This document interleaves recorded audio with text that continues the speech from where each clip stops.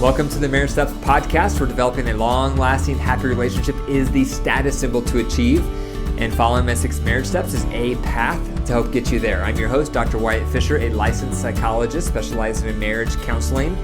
The Marriage Steps podcast is listener-supported, so to help keep it on the air so couples worldwide can receive hope for their marriage, please consider becoming a monthly supporter by going to patreon.com/marriage steps. 2 quick announcements. The first one is I'm starting to go live on my Facebook and Instagram accounts on Saturdays at 12 noon. So bring your marriage questions, tell your family and friends about it. Go to my page on Instagram or Facebook, which is Dr. Wyatt Fisher, and I'll be happy to respond back to your marriage questions. So every Saturday, 12 noon. Second announcement, which I'm really excited about, is I have written my first book. My first book is coming out on Thanksgiving, so November 26th, and it's called Total Marriage Refresh, 6 Steps to Marital Satisfaction. So this book is a culmination of my own marriage lessons since 1999, working with couples in my private practice since 2004, all of the marriage books and research I've done, and my marriage conference that I've been doing the last 7 years, which covers the 6 steps. So if you're looking for a marriage workbook, a marriage manual on how to do things right, you're going to want to check out this book. It can become a resource for the rest of your marriage. So it's available now for pre-order. If you go to Amazon, just type in Total Marriage Refresh. If you want a paperback, you have to wait till actual Thanksgiving Day. But if you want an e-version, a Kindle version, you can pre-order it today. So Total Marriage Refresh at Amazon. Okay, so the marriage questions of the day. Number 1, how do we share power on finances? This is a big one, and I get couples asking me this in my practice. How do we share power? They don't use those words, but that's what they're getting at. It's so easy to have imbalance when it comes to money, because usually one partner is controlling around money and they micromanage it, and the other partner is a little looser with money. So the first step to becoming a team and sharing power with money is you want to have a written budget. Now, when some of you hear the word budget, you may crawl out of your skin because it feels really refining and controlling, but it doesn't have to be. All a budget is a list of all of your expenses and all of the different categories where you're going to spend money for the week or for the month. But you want to have a budget that you both agree on. Some of the categories are going to be non-negotiables, like electric bill or mortgage payment. But some of them are discretionary, like how much we spend on groceries or how much we have for spending money for the month. But you want to sit down with your partner, if you haven't already, and create a budget that you both agree on.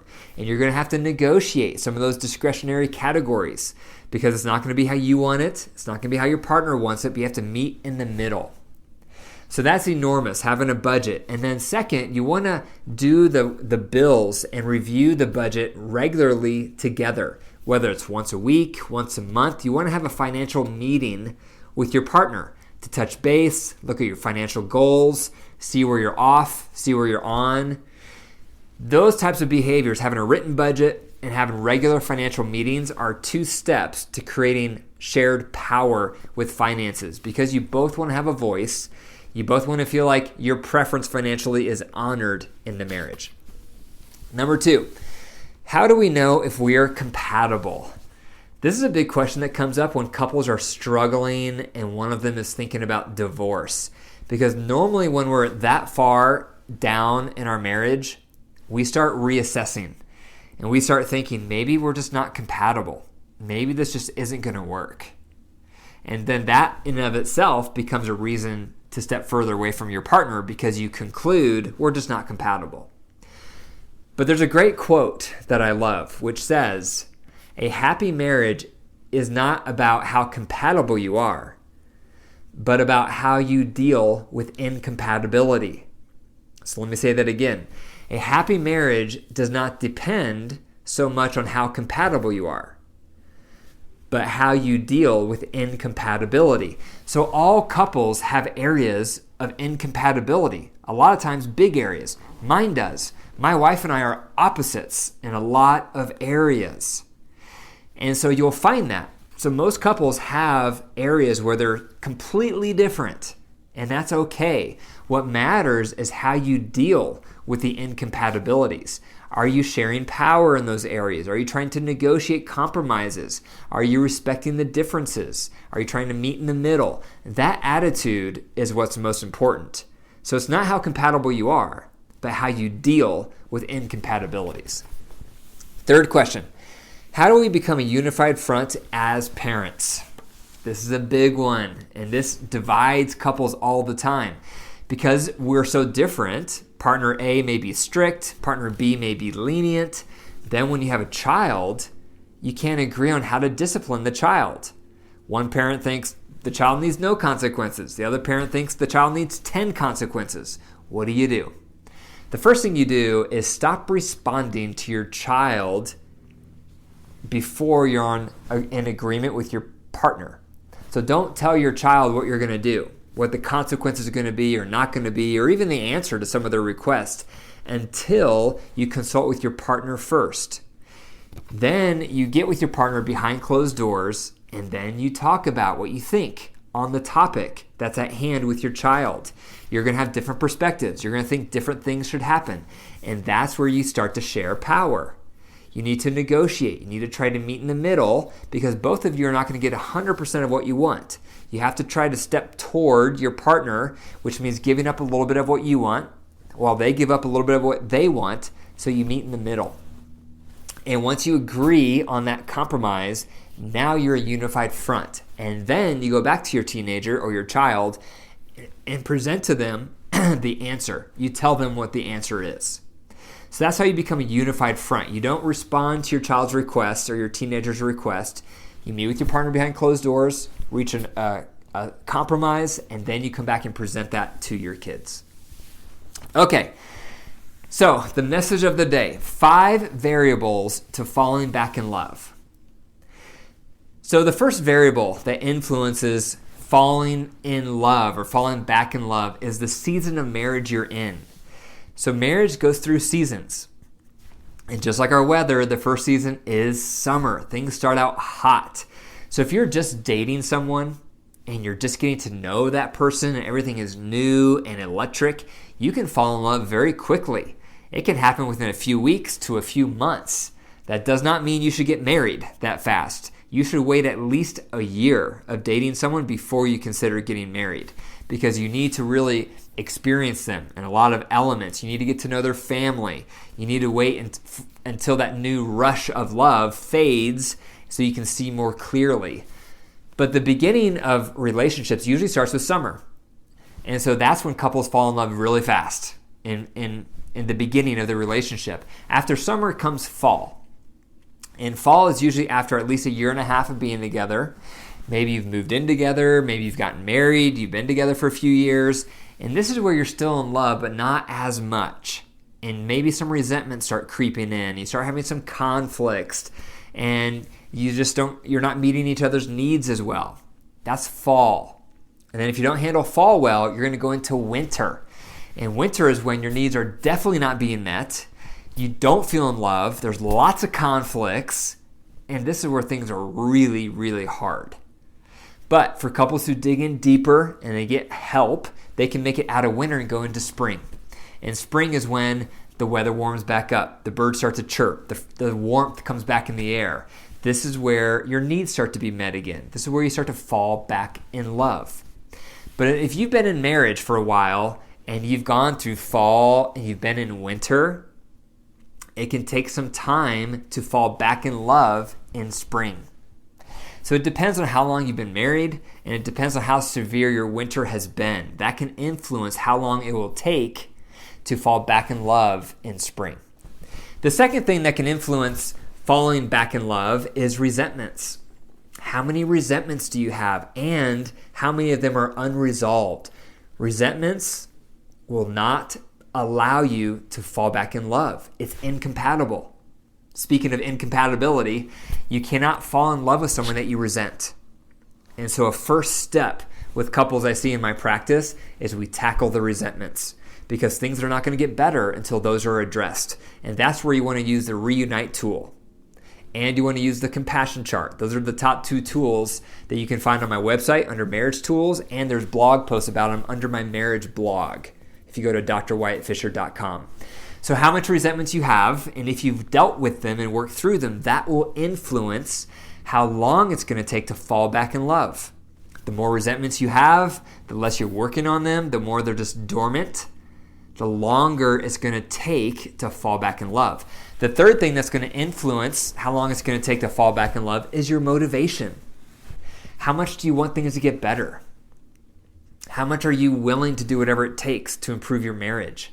How much are you hustling to get things improved? How much are you looking at your part, taking ownership for your peace?